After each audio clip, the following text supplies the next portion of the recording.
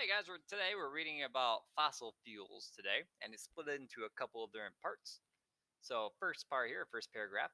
Question number one: what are some uses for oil and gas? Question two: explain the entire process that creates crude oil, petroleum.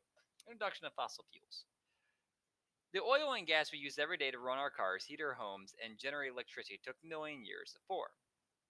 After animals and plants that lived long ago in the ocean died, layers of sand and silt covered their remains. These layers stacked on top of one another, heat and pressure help transform the animal and plant remains, or fossils, into deposits of several different kinds of fossil fuels. Some of them turned into crude oil, petroleum. Others became natural gas. Next paragraph. Question 3.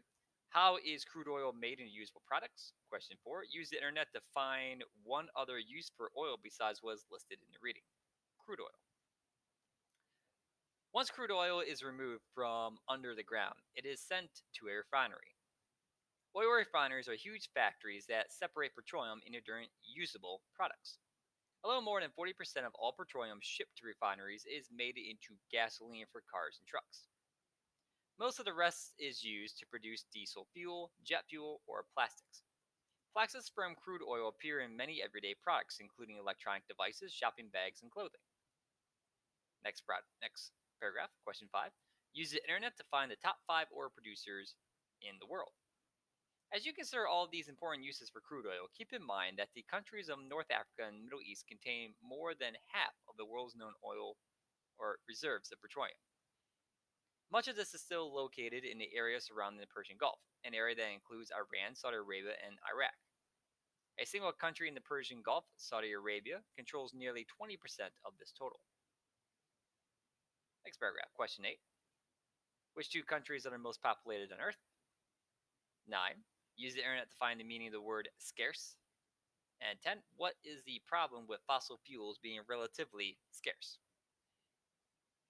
The global importance of fossil fuels. Fossil fuels are the leading world source of energy for transportation, heating, and creating electricity. In 2010, oil and natural gas alone accounted for nearly 60% of the world's total consumption or use of energy.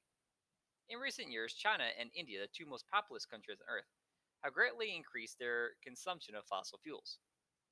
China and India alone are expected to account for half the world's energy growth by 2035. Because people around the world want fossil fuels, these fuels have many uses, and because there is a limited supply of these fuels, economists consider fossil fuels scarce resources.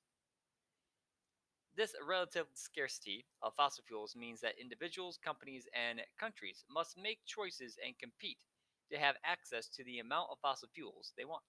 All right, go ahead and answer those questions if you would, please.